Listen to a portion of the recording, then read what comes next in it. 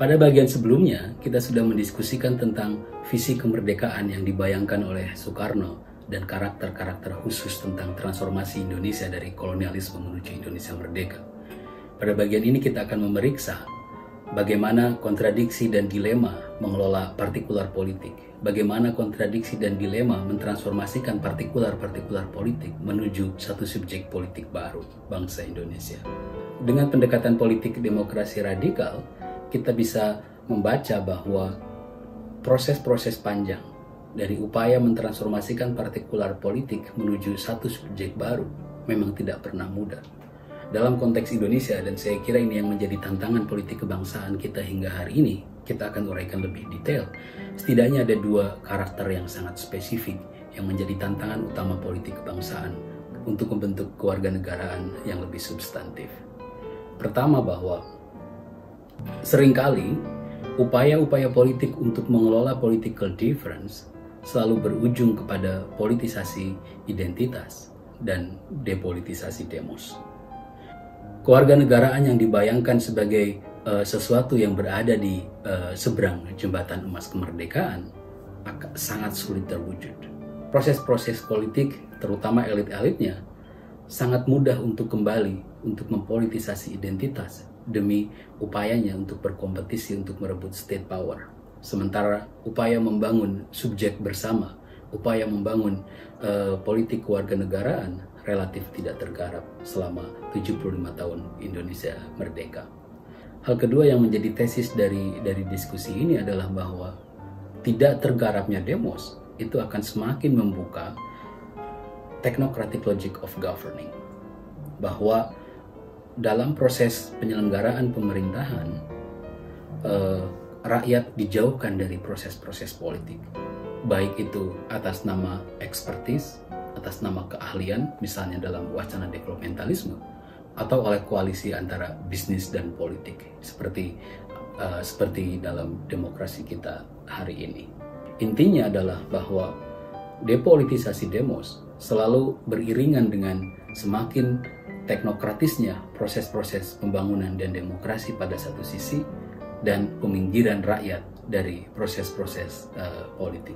Kedaulatan rakyat yang dibayangkan oleh Soekarno sebagai sesuatu yang berada di seberang jembatan emas itu menjadi tidak terwujud.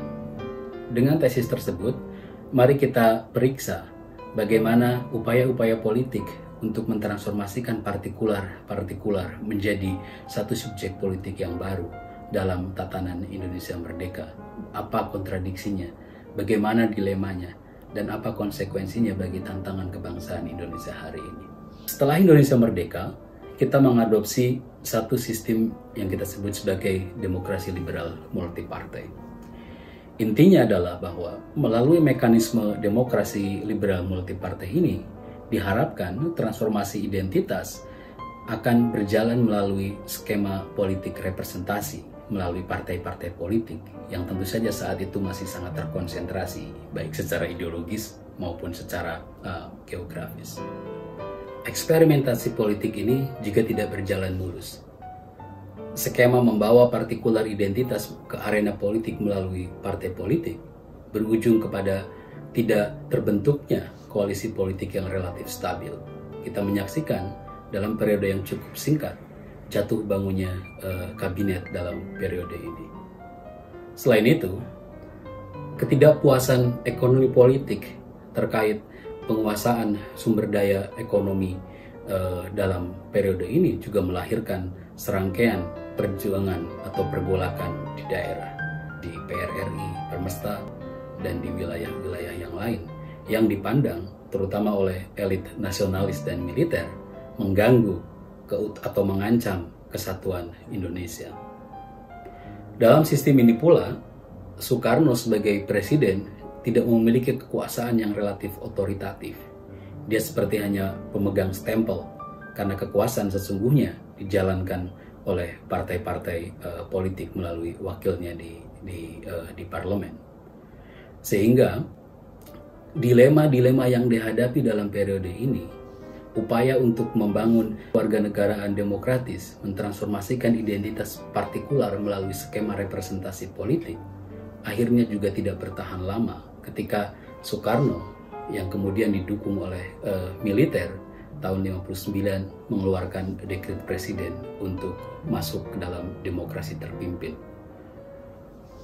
Dalam skema demokrasi terpimpin, transformasi partikular-partikular politik dan identitas itu tidak dilakukan melalui skema political competitions dan political representations, tapi bahwa representasi politik itu dilakukan melalui wadah korporatisme yang disebut sebagai Nasakom, nasionalisme, komunis, dan Islam.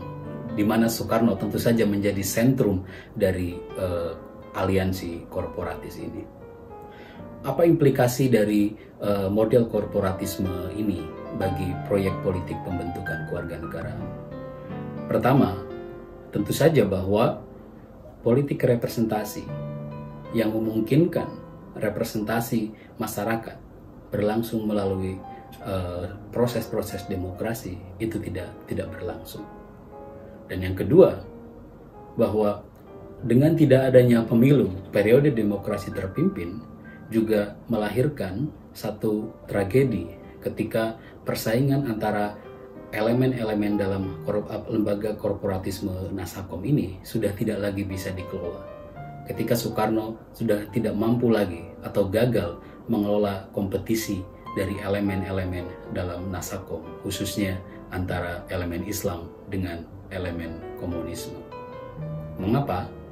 Karena dengan tidak adanya pemilu, satu-satunya cara untuk bisa bernegosiasi dengan Soekarno sebagai sentrum dalam skema korporatisme ini adalah dengan mobilisasi massa. Pada periode itu, isu tentang Ganyang Malaysia dan pembebasan Papua menjadi arena yang penting untuk show of forces bagi kekuatan-kekuatan politik ini untuk menjadi bagian yang dianggap paling legitimate untuk dekat dengan telinga Soekarno. Skema korporatisme yang awalnya dipandang sebagai alternatif untuk meminimalisir konflik politik justru malah semakin akut ketika persaingannya semakin tidak terkontrol yang berujung pada tragedi 30 September 65. Politik representasi yang dipandang sebagai satu-satunya cara untuk mentransformasikan partikular-partikular politik menuju subjek kewarganegaraan demokratis semakin didiskreditkan dalam periode developmentalisme Orde Baru. Secara ideologis misalnya, Orde Baru membayangkan bahwa orde ini ditandai oleh stabilitas dan harmoni. Konflik sosial dan konflik kelas dipandang bukan hanya mengganggu perekonomian, tapi juga mengancam keutuhan bangsa. Proses-proses politik diserahkan secara teknokratik kepada expert, kepada para ahli. Warga negara rakyat hanya sebagai objek yang tinggal menerima saja proyek-proyek pembangunan dari pemerintah. Warisan dari kontradiksi kebangsaan Orde Baru, yakni ketika politik representasi dihabisin dan technical logic of governing sangat dominan, itu juga berlanjut ketika Soeharto mundur pada tahun 1998. Pertama, bahwa kekuatan-kekuatan politik anti Soeharto yang sangat beragam relatif gagal untuk menawarkan alternatif politik pasca Orde Baru, sehingga transformasi politik Indonesia pasca Soeharto dengan sangat cepat menjadi arena bagi kelompok-kelompok lama untuk bercokol kembali melalui mekanisme dan jaket yang baru, khususnya demokrasi dan desentralisasi.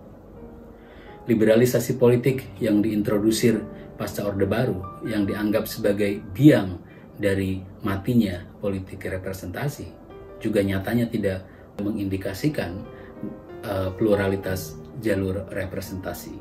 Pasca Orde Baru, saya kira ada dua wacana yang membatalkan proyek politik pembentukan kewarganegaraan. Pertama adalah wacana good governance dalam agenda demokratisasi.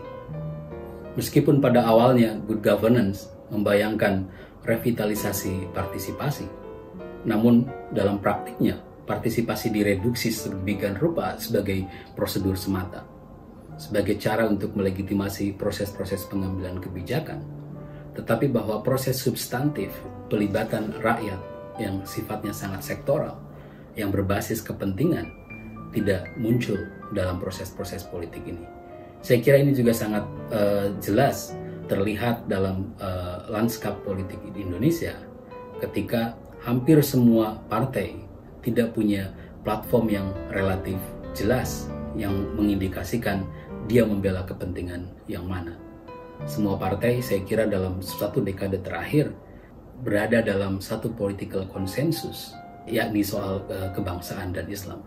Partai mana sekarang yang tidak embracing terhadap political konsensus ini?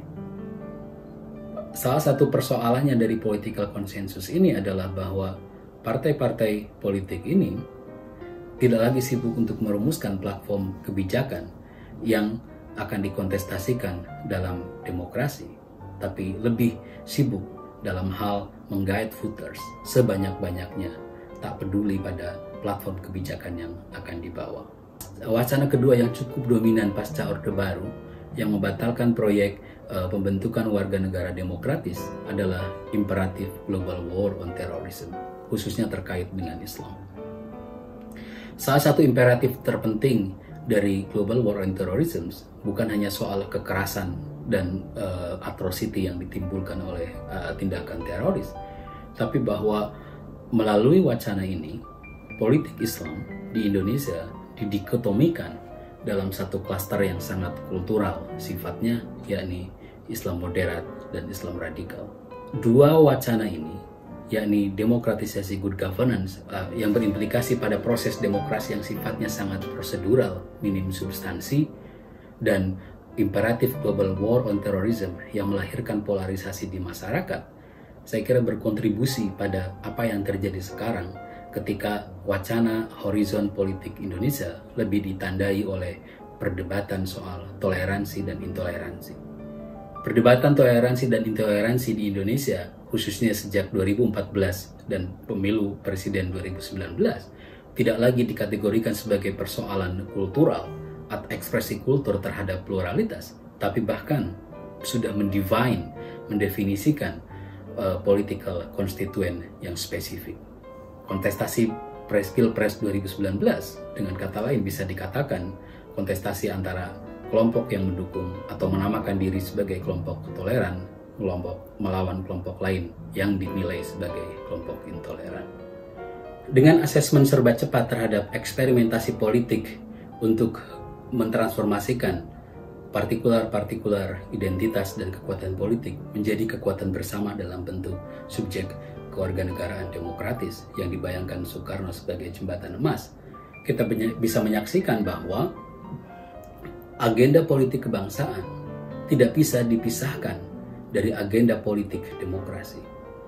Kita tidak bisa berbicara tentang agenda politik kebangsaan semata-mata sebagai persoalan menata pluralitas yang dikelola secara kultural, mayoritas dan minoritas.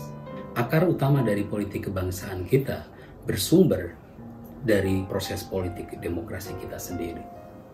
Belakangan 2019-2020 banyak sekali publikasi yang mengatakan bahwa demokrasi Indonesia kualitasnya mengalami kemunduran selama 2 dekade reformasi. Meskipun kajian ini datang dari perspektif yang relatif beragam, satu hal yang menyatukan mereka adalah bahwa polarisasi identitas, khususnya kelompok Muslim, dipandang mengganggu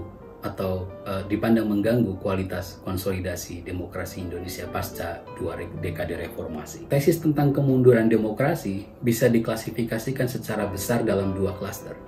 Pertama, yang menganggap bahwa munculnya polarisasi identitas dalam politik itu dipandang secara esensialis mengancam demokrasi.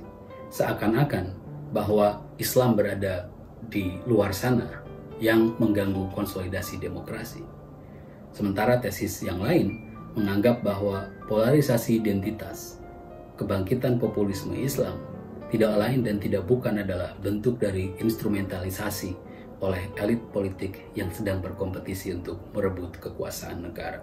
Saya tidak cukup sepakat dengan 2 tesis ini, karena kalau kita melihat lebih detail tentang proses-proses politik pembentukan kewarganegaraan dalam kaitannya dengan politik demokrasi Indonesia, kita bisa mengatakan bahwa polarisasi identitas bukan sesuatu yang datang di luar demokrasi, tapi bahwa polarisasi identitas yang terjadi sekarang ini adalah muncul stems from current practice of Indonesian democracy yang mengalami dislokasi. Bagaimana mengatasi tantangan politik kebangsaan ini? Menurut saya sangat tidak cukup untuk hanya berfokus kepada dimensi kultural melalui pendidikan multikulturalisme, melalui pendidikan menghargai yang lain.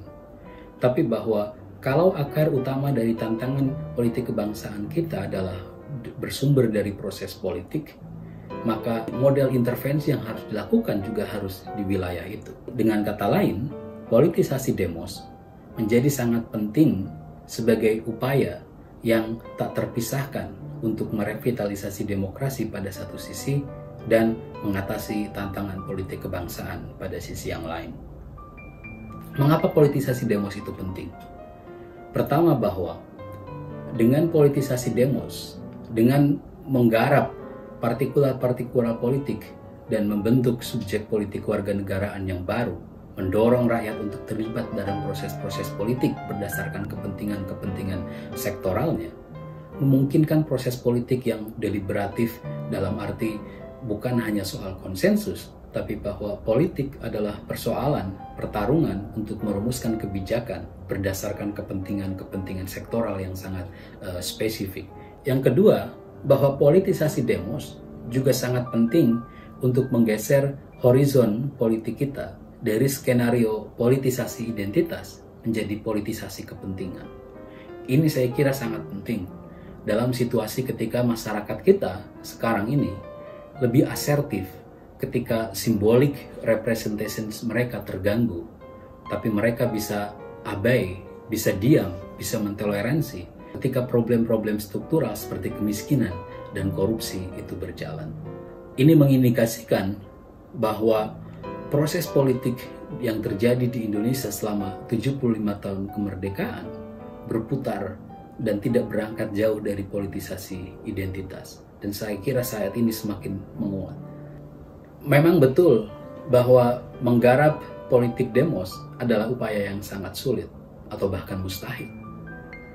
Tapi tanpa memikirkan itu, seperti yang dibayangkan oleh Soekarno di Mencapai Indonesia Merdeka, bahwa tanpa ada upaya untuk menggarap partikular-partikular politik menjadi satu kekuatan bersama, cita-cita kemerdekaan, yakni mewujudkan kesejahteraan bersama dan keadilan sosial, itu akan sangat sulit diwujudkan. Yang kedua, mengapa menggarap demos juga sangat penting? Pertama, bahwa tanpa kita menggarap ini, politik Indonesia hari ini dan ke depan hanya akan didominasi oleh praktik-praktik politisasi identitas untuk perebutan kekuasaan. Dan yang terparah, seperti yang dibayangkan oleh Soekarno 100 tahun yang lalu, semakin melanggengkan kekuasaan politik oligarki. Terima kasih.